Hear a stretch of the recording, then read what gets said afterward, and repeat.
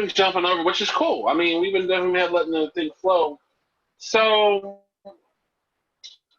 we pretty much covered everything, man. Other than that, other than like the positive impacts that supporting Black business has on the community, and what we need to do better as a culture to make sure these are successful. That's what's last. I mean, I feel like ownership is like, I feel like the best thing is the culture is to teach the youth, and you got to teach them through your actions. Like, Alicia talked about having her business. I'm not sure I'm not sure how much her daughter picked up from that, but I mean, like the youth is children always are the watching. future. Yeah, man, and And if they see, they see you're involved with ownership, or even just taking care of your stuff, like you can learn a valuable lesson about ownership and entrepreneurship, but just watching your parents take care of the stuff that they got. You know what I mean? Like I know Monique was talking about how somebody told her, like, you always look so nice. You need to look like what the job that you want to have. Constantly dress for the job you want. Yeah, so like they need to be able to see you as that on all occasions. Like, okay, you want to be an entertainer. I mean to cut you off, Brandon. I put that video in our thing. All right, I got you. I'm gonna check it out in a little bit. Go ahead. So like that's a thing too, like looking like what you want to become. And I know one thing I like to do, I like to study and do research on people that are doing what I love to do, or people that I admire. If I admire their business skills, I'm watching YouTube videos, interviews. I'm trying to see what path they took.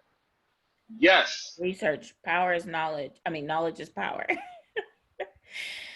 So, yes. Yes.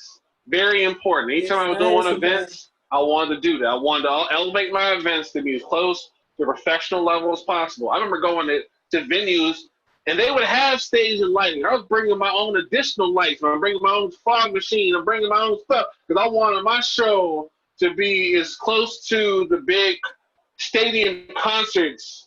And like the venue might only hold 100 people, but I wanted to be as close to the stadium concert level every time I did something. Quality over. You know what else I learned?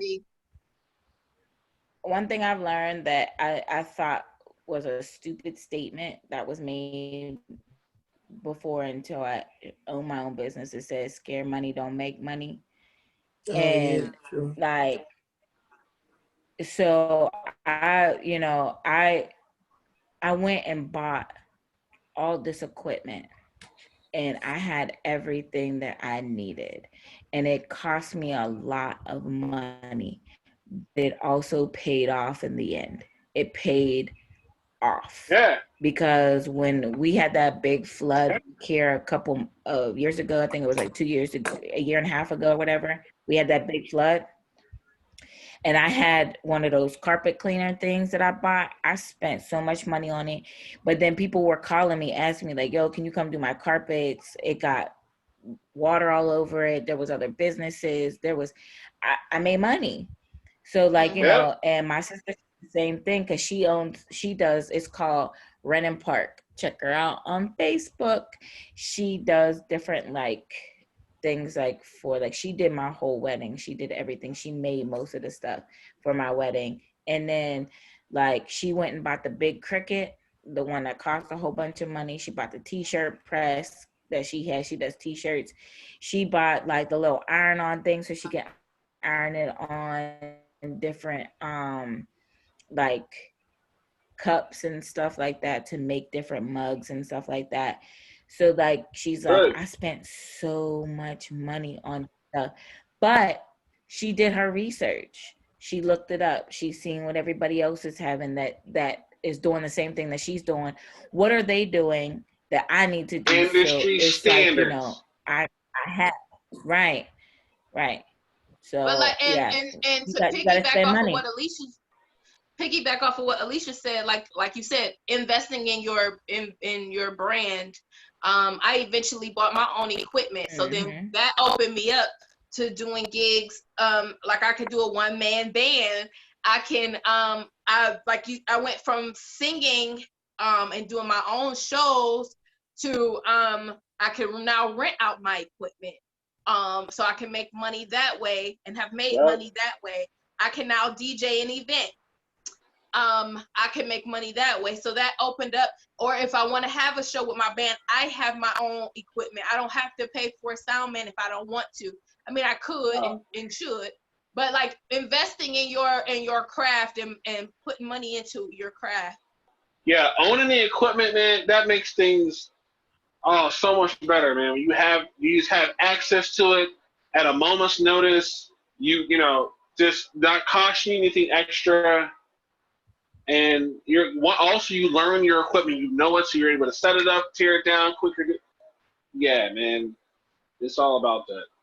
Don't be scared to ask questions. Hang with people who don't know who have the solutions. Don't hang with people who have the same problems as you got. Oh, that's something else. There's something else. Very good point you're bringing up, because I feel that very often in the Black community, we don't share knowledge like we should. Like other cultures, they'll share knowledge. Like, hey, yo, this is how I got here. Try this, do this, boom. And we're kind of like, yo, I figured it out. You figure it out on your own. Like, yeah. Well, I mean, I don't know, because is that difficult to do nowadays, where we live in an information age where people understand or starting to understand the value of information and they're starting to monetize it? Well, they are monetizing it, and that's very true. I just feel that a lot of times, you know, in terms of finding, you know, because think about this, people used to have, you know, they'd be an apprentice for a mentor to learn stuff, and I don't feel like we have that mentality happening. Yeah. We don't do the mentorship. Yeah, there's a lot of pride sometimes when it comes to letting people know what you don't know. It'd be like, right. I don't like that. I don't know that. Right. I don't like that. I just feel that, like, out here for us to all win. Yeah. You're right. They're really, normally there's enough for everybody to eat, man. So just. Right. So, like, you know, if I can help, and, you know, if you succeed, I succeed. We are, especially like for me, I'm all women. I'm all Black women empowerment. So, like, you know, if my sister's winning, I'm winning. Like, you know what I mean? If we could do for each other, do. Like, that's why I was real big on the one group that I got into on Facebook. Like, it's called the Pittsburgh Brown Moms. And, like, you know, I like that, you know, we can count on each other. We can rely on each other. That's my whole thing. Like, you know, doing it together, like, it takes a village in everything that we do. Everything that you do, it takes a village. And I am a sole believer in that, because all those corporate people, all those CEOs that got to the top, they had to have a village to get there. They did not. I don't care what anybody say, you didn't do it by yourself. You didn't. Mm-hmm.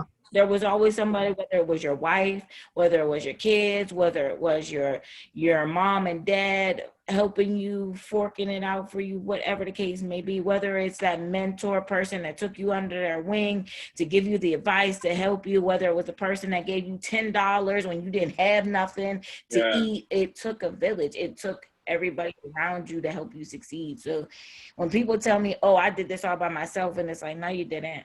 You didn't. You really didn't. But I understand what you're saying. You put in the work. Yes, you did. You put in the work. You did it. But I'm just saying, there's nothing wrong with helping each other win. And I think that, you know, that culture of the Black community, I think that I wish that would stop. I really do, because it's so hurtful. It's very hurtful when when people try to literally destroy you. You can learn from your enemies as well. So you should be watching your enemies or your competition as well. Oh, yeah. Yeah, like I remember hearing something about Blockbuster.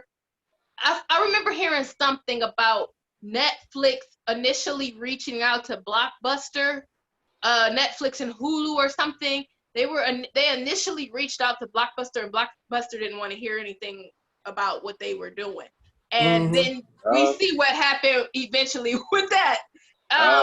And had they collabed, we don't know what would have went on. But yeah, we'd be screaming Blockbuster right now. Right. Damn So like right. you should be paying attention to your competition and what they're doing as well. Or like there's only one Blockbuster left right now. It's in Oregon. Yeah, people who are less than everybody got a little something that you could be learning from. Oh yeah.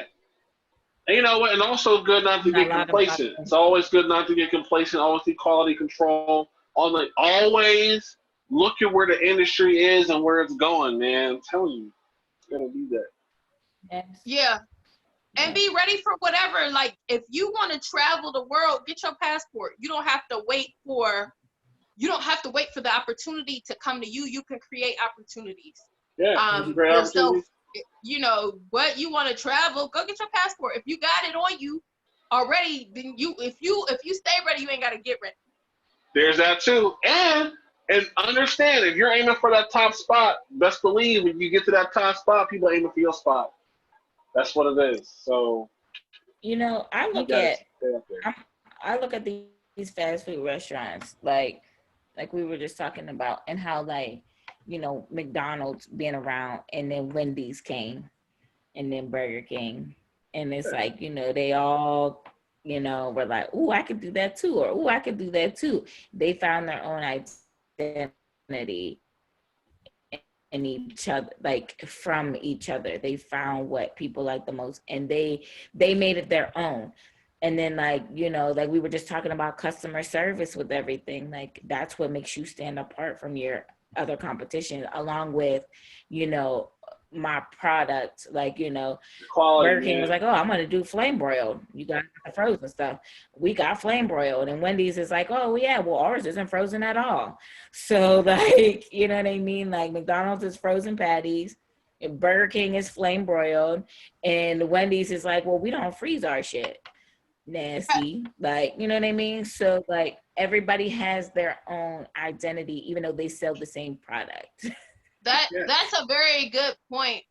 I wanna say this first, and then say something else. I know biblically it says to write the vision and make it plain.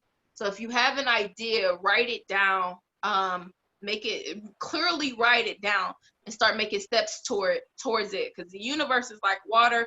It'll start to move and manifest in your favor once you write it down and once you speak it into existence.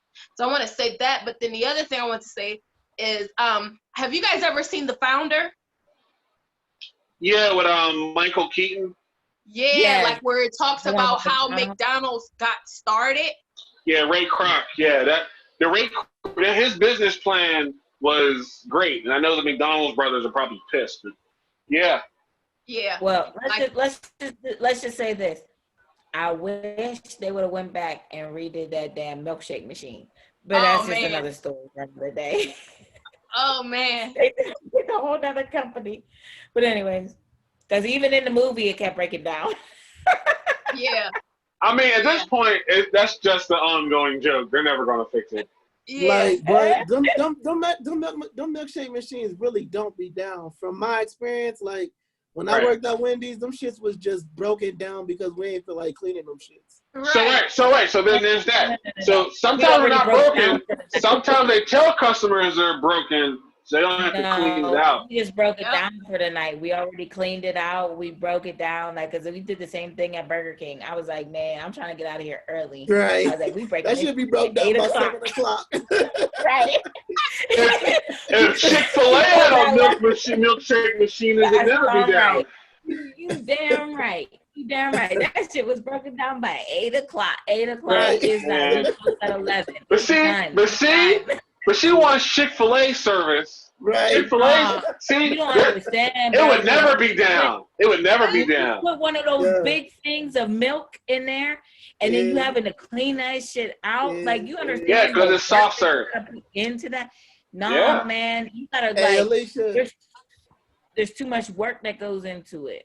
Hey, what you know about turning the welcome lights off at like Hell at like yeah. 9 o'clock. Yo, we used to turn them shits off. Like if we closed at 11 o'clock, 10:30, we would just turn the lights Just been off off and for hope about an that hour. nobody comes, and we would start cleaning up everything. See, that's And the if issue. people But came she to want grab she food or want whatever, Chick-fil-A service everywhere.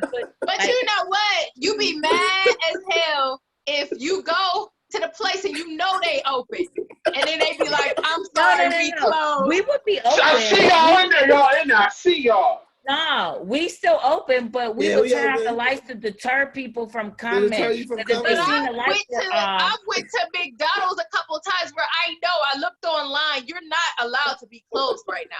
And I COVID-19, go, you can be closed at any time now. I'll be like, nigga, COVID-19 Listen. closed. I know COVID got everybody closed whenever they want to.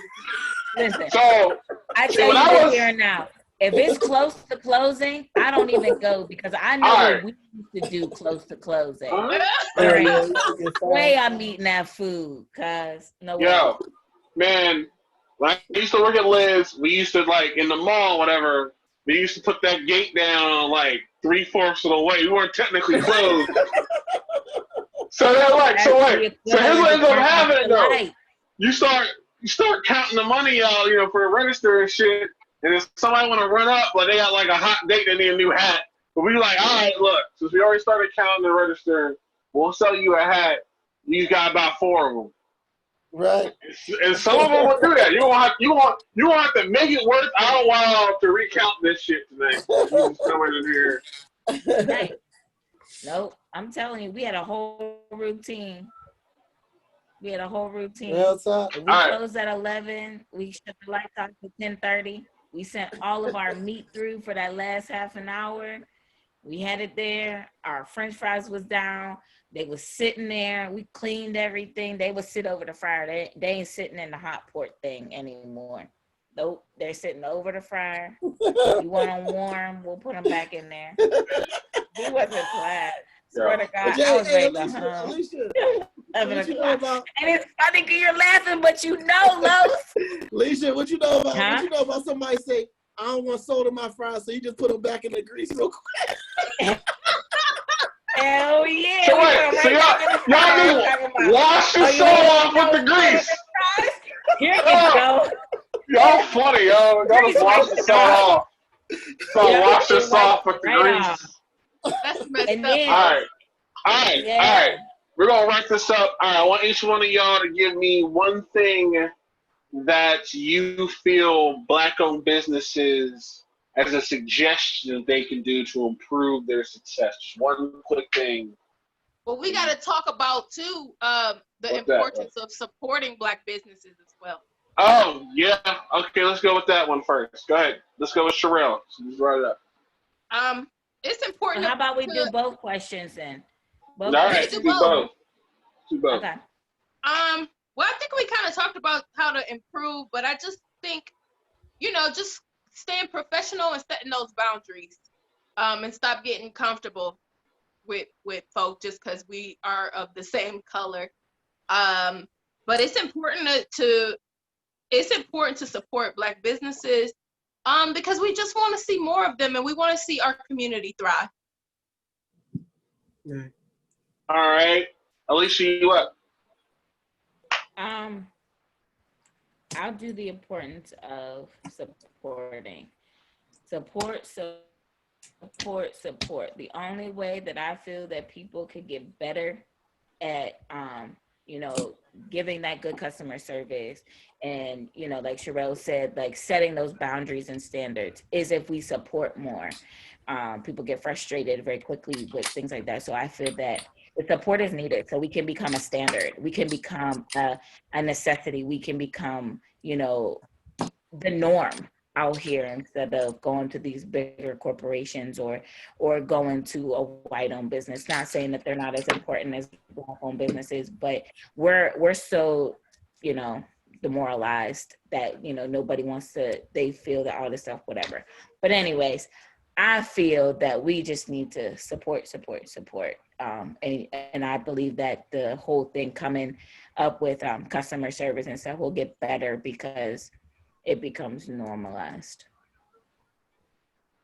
All right, Lauren. That's a good point. It was 2 questions. What was the other question? One question was about the importance of Black companies in the Black community. Another one was name one thing that you feel Black-owned businesses need to make sure they focus on so that they can become successful, not only in Black communities, but globally, pretty much, universally successful. Well, I mean, I think that like ownership in general changes your political status. You know what I mean? Like the way that you are viewed politically, or socially. I feel like all of that is attached to how much stuff you own. Like, these white, like our counterparts, our white counterparts and stuff. The reason why they're so interested in the laws and the policies and stuff like that is because ultimately it directly affects their way of life and their bottom line. So they're going to go out and vote, and they're going to be aggressive about who makes it in the office, because those people are going to be the legislators for their property. You know what I mean? So when Black people own more stuff, then I feel like we'll be taken more seriously in this country. And I don't know. I guess it's like two-part, right? Did I answer both of them at the same time? Yeah, sure. There's no like right or wrong answer with this. Right. So it's just like, I don't know. I guess my advice to any Black owner, I don't know, like for Black ownership in general is just like, be patient. You know what I mean? Like, be a patient customer and be a patient business owner. Like, you know what I mean? You don't have to be the most the one thing I hate about Black business people the most is when they're all staunch and funky acting like they've been in business 28 years. Like, nigga, you literally just opened this barbecue stand yesterday. Like, do not be talking to me crazy. Like, can I get... But I've been eating barbecue my whole life. Like, I gotta be a barbecue stand. But you know how... Barbecue, make you slap your mama. They like one girl, and all of a sudden they got down Warren Buffett. It's like, come on, brother, chill. Like, you know what I mean? Yeah. Don't take yourself too seriously. Take your time. Be patient. Be a patient customer and a patient owner. Like, you know what I mean? Let it mature. All right, I like that. Mature. Can I say this real quick? Because I didn't say this. But product. Make sure you... I was just out. You about to take mine. I was about to say that. You got to be impeccable. You got to be impeccable with your product and your service, man. That's going to be your biggest friend right there. And whatever service or product you're providing, you need to be impeccable. My bro just bought from a Black-owned business that makes pancake mix. It's supposed to be a blueberry pancake mix. The bag said 15 to 20 pancakes in it. There was 5 blueberries in it. Oh, dang. See what I mean? And he's like, yo. And then it took he ordered it online. It took 4 weeks to get there. Like, it was just not a good experience all the way around. And they advertised 20 pancakes. They ain't advertised 20 blueberry pancakes. No, blueberry pancakes. Then you know what? Then I'm gonna buy. See, then that's when you go somewhere else. Yeah, you do that in fine print, like technically right. No, see, but impeccable product. Your product needs to be stellar. You need to stand out. That product and service, the level of service and product needs to be awesome. It needs to be awesome. It needs to be that everybody else. And that's my biggest gripe is that. Yes. All right. So in terms of the importance of the Black community, man, it's all about opportunity and building community wealth. So that's what I'm all about. Can I shout out a couple of my friends' businesses? Well, you just took my idea. I was just about to say that. Like, we need to throw out just a few businesses that we know of, Black-owned businesses. All right. So I'll throw out Lincoln Heritage for my cousin Brian. I'll throw out Renan Park for my sister. She's on Facebook. Check them out. Check her out. She does all kinds of stuff. My cousin Brian from Lincoln Heritage, he does insurance. So if you need healthcare, or not healthcare, but life insurance, because all this COVID stuff going around, people dying left and right, hit him up, him or my cousin Regina. They both work for the same company. My girl Just J, she does my Cynicles for me. I love her. She does it right. If you check out my wedding pictures, my girl Crystal Platt, she did my hair so dope. She did a hell of a job. Check out my girl with her hair. She says she don't do braids no more, but she definitely will do like sew-ins and stuff like that. Also, Tay Essentials, that's my sister. She does wigs, custom wigs, lashes, and lip gloss. Check them out. I'll go next. Hire me. I'm a professional singer. A professional singer. I have my own Don't sell yourself short. All right, DJ, right. DJ. I could do a one man band. I could do a full band. Like I could come and DJ your event. I can come. What you need? Call me. So that's one thing. My dad has a Bling Bling Car Clean. He details vehicles. My mother is a professional singer. She has the Star Project, so she goes and performs and sings and acts professionally. My brother is the Curse Beats. He does beats, produces beats.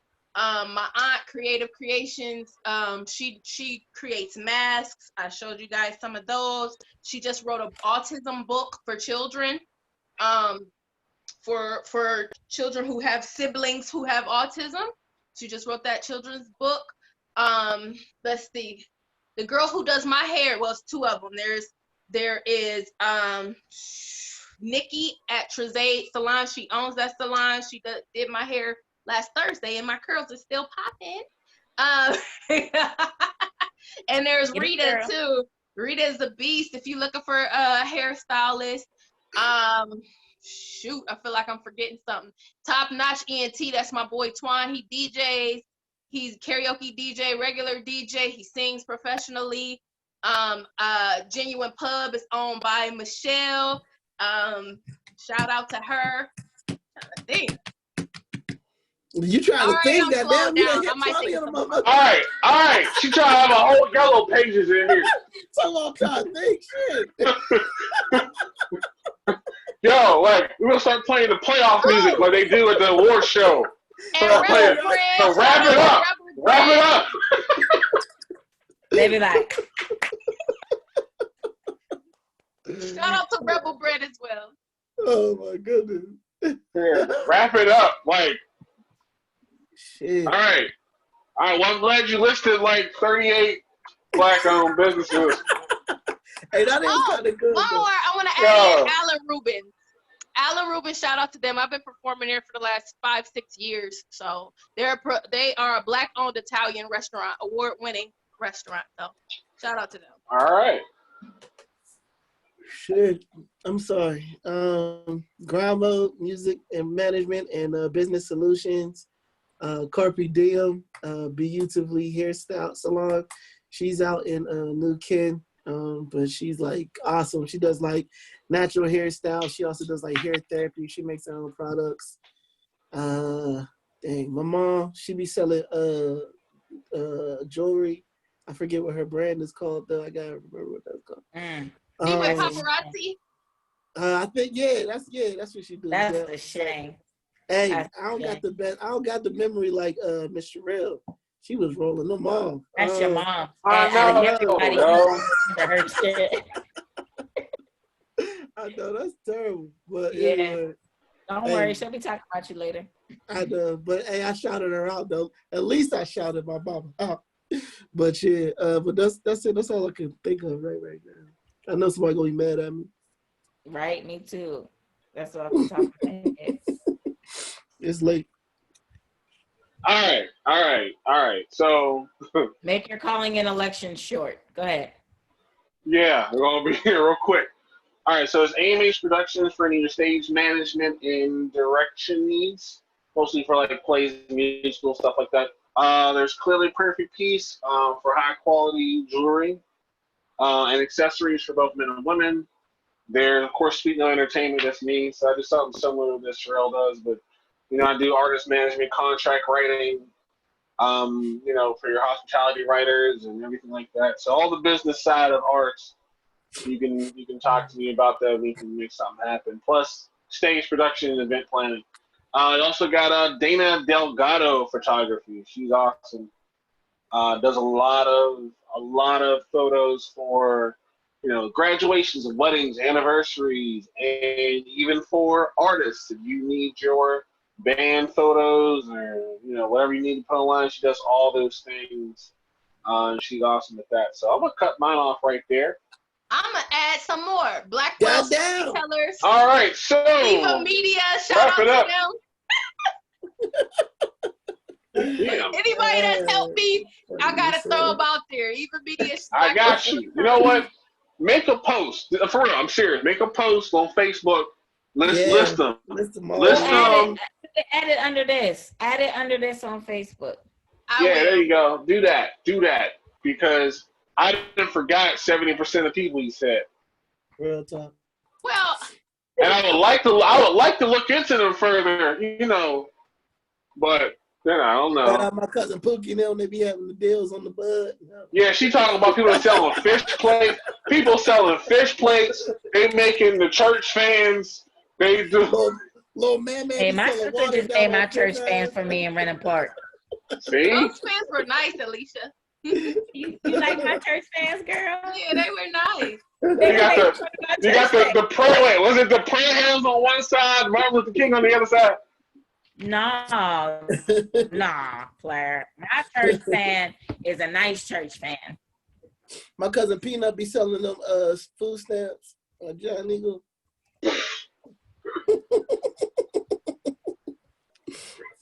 All right, no, I like. I'm glad we talked about this, man. I'm glad we talked about this. So this is 30 Perspective. We got Los. We got Alicia, Miss New Last Name. What's your new last name? Page. Alicia Page. Then we got Sherelle the Unique. I'm B Mike. 30 Perspective. Let us know what you think. Like, comment, share. Support Black business, including this one. If y'all have any Support. businesses that y'all want us to support or other people to support, list them down below so we can check them out. Yeah, so we can shout them out, check them out, see what's going on with them. Hit the So the other like, hit the people can. subscribe buttons, hit the Share. share button. Share it now. All right, we out of Tell here. everybody. Y'all have All a right. great night. You too. Yep. See you. We out. Yeah.